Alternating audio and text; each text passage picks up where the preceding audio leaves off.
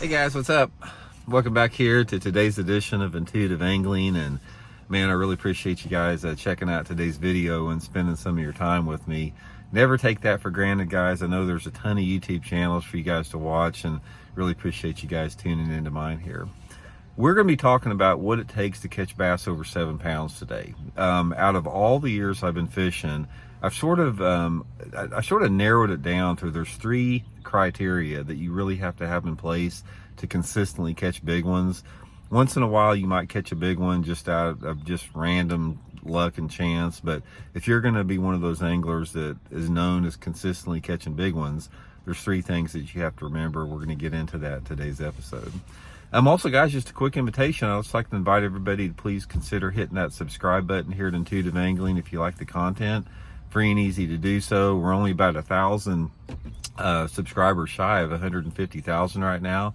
That'd be a big help. And also, I just wanted to extend a big thank you to everybody out there for being my family, for all the support of the channel you guys have shown by using the links I put in the description. If you guys are subscribing and using those links, then you're the reason this channel's on YouTube. So thank you very much for that. Okay, guys, first of all, I want to talk about 7-pound fish here. A 7-pound bass is an extremely rare fish. It's like it's a special fish. The odds of a bass from the time it's an egg hatching out into bass fry to actually get to be 7 pounds, it's like winning the lottery. I mean, it's extremely rare. And one of the things that I've noticed in my own fishing throughout the last 40 or 50 years is we don't have as many big fish in this country as we used to. The big fish are simply not here. You know, they've been, taken out, the genetics, they've been taken out, fishing pressure, people keeping and eating them. You know, the productivity of our lakes are going down. It's not like it used to be. There was a period of time from about 1978 to about 1983 or 84 here in Missouri where there was a lot of big fish. I mean, I caught more 7-pound and bigger fish in that time frame than I have any time in my entire fishing in this part of the country. And that was back when I didn't hardly know anything about fishing. I mean, we had very basic lures. We didn't have a big lure selection. We didn't have the knowledge we have about fish now, but there were just a lot of big fish, to be caught compared to now.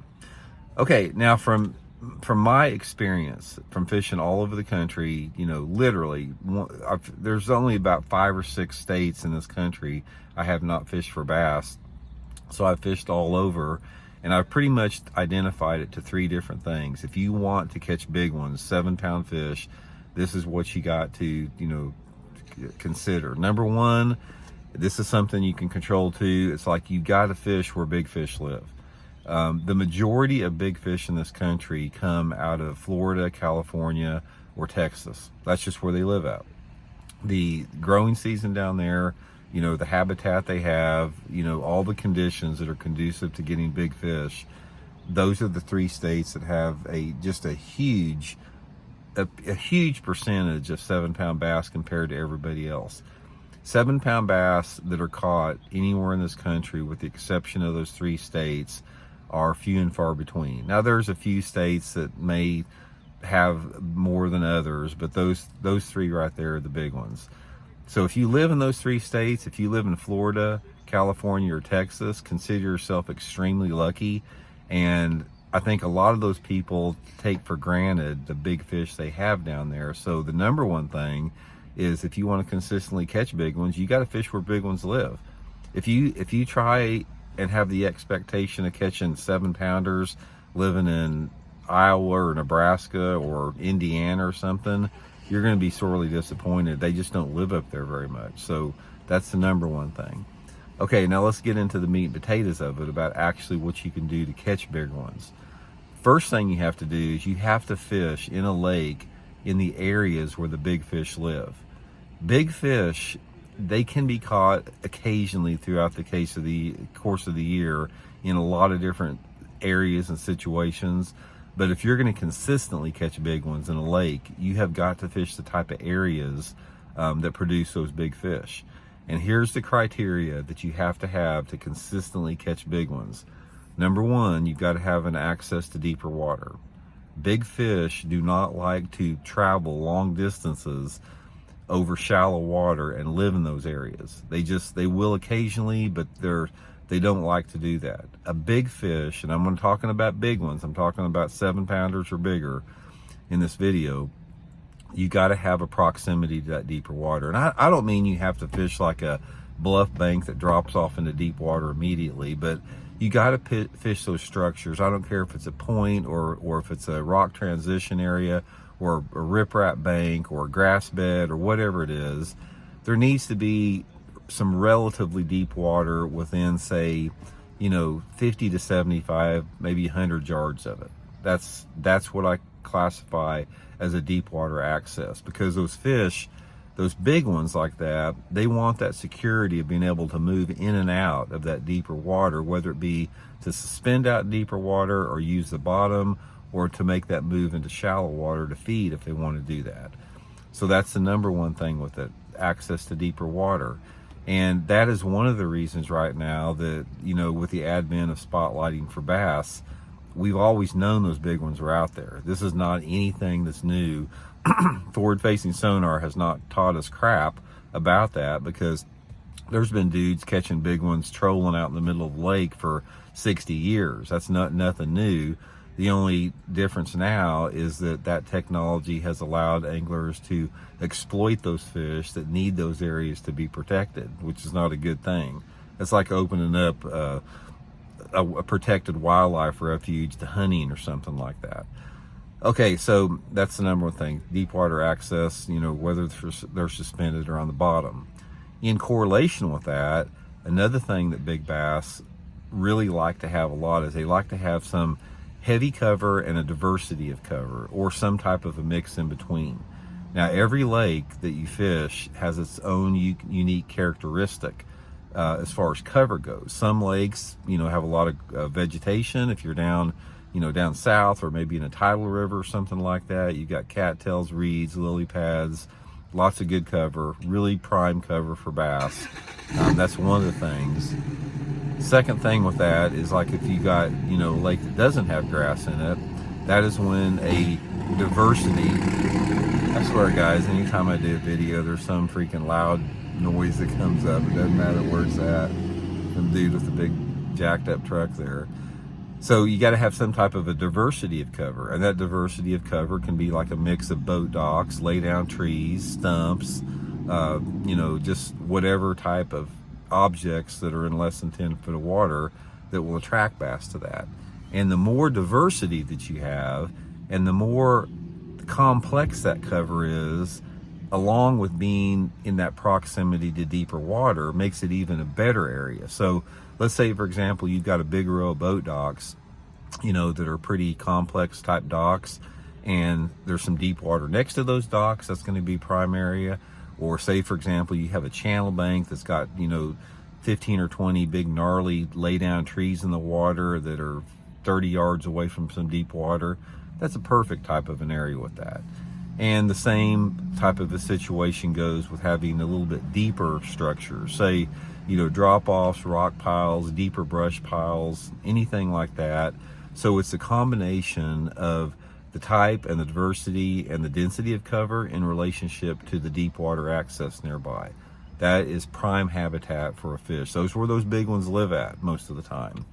Now, I'm not saying that you can't catch a big one out, in some off the wall type area. That always happens. But if you want to, day in and day out, year after year after year, catch more 7-pounders than anyone else spend your time in those type of areas. Don't waste your time around isolated cover or some place that's way up on a flat that doesn't have any cover next to it, or areas that don't have complex or diverse cover. That's the number one thing. Okay, and the third thing with that is you've got to use those lures that produce big ones. Now, this is the thing, again, it's in combination with all the thing that I just talked about there, because you can catch big ones on any lure occasionally. In fact, one of the biggest fish that I've ever seen caught in my boat came on a Ned rig, but that is an exception to the rule.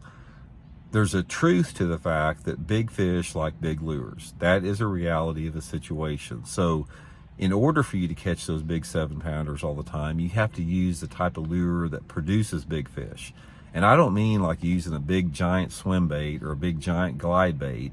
That's a low percentage, unrealistic lure. You could throw a 10-inch glide bait or a 10-inch swim bait every day of the year for an entire year, and you may never catch a big one on it. You may have a bunch of big ones follow the thing, but actually eat them. That's an unrealistic bait. So one of my rules, or one of my suggestions, if you want to catch 7-pounders, don't get sucked in to fishing those big glide baits and those big swim baits, because it's a low percentage chance of catching one on there. There are other lure categories out there that consistently produce big ones that will actually get the fish to bite the lure and show some type of consistency within that. In my opinion, the number one big bass lure, if you want to catch a fish over 7 pounds day in and day out more than any other time, is a big spinnerbait. A big 3/4 ounce or 1 ounce spinnerbait, like with a number 6 to number 8 willow leaf blade or a big Colorado blade on it, big profile spinnerbait with a big trailer on it. I've caught more 7-pounders on that bait than any other bait. And again, that the lure that you use is in correlation with the time of the year. You're going to catch more 7-pounders in the pre-spawn than any other time of the year, but that big spinnerbait is going to be one of your best baits to do it. The second with it is a full-size jig, exactly like my Blaukat Throwback jig that I talk about all the time. Link in the description, quick plug there. A big full-size jig is second to a spinnerbait as far as consistently catching big ones. When I talk about a big full-size jig, I'm talking about a dark, like a black and blue or black and chartreuse jig, full-size skirt with a full-size large trailer on it, like a Zoom Super Chunk, a number 1 pork frog, or like a big salty chunk. Big full-size jig will get you a 7-pound bite. It's just a really, really good lure for that. The third lure for that, which I don't think you can, a lot of people can't really argue with this, is an Alabama rig. An Alabama rig with some larger swim baits on it, like 3 to 4 or 5-inch swim baits on it, catches a lot of big fish. That's more of a situational thing, but there's a lot of big ones that get caught on that. I don't like fishing Alabama rigs. I don't fish them much, but that's a good way to catch big fish for sure. And then the rest of them, when you're talking about other honorable mentions that don't come close to a spinnerbait and a big jig and an Alabama rig, would be something like a chatterbait, a big square bill crankbait could be good. Something along those lines. Occasionally a topwater, but those are like one here and one there. My opinion, guys, if you want to catch a big one and anything else, if you want your odds of catching a big one better than anything else, is go to California, Florida, or Texas during the pre-spawn, throw a big spinnerbait, slow roll a big spinnerbait, or fish a jig. Florida's a little bit different there, guys, because there's a lot of fish that get big ones that get caught like on lipless crankbaits there and pitching and flipping mats. It's a little bit different than like Florida and Texas, but nevertheless, those are the things that produce well for me.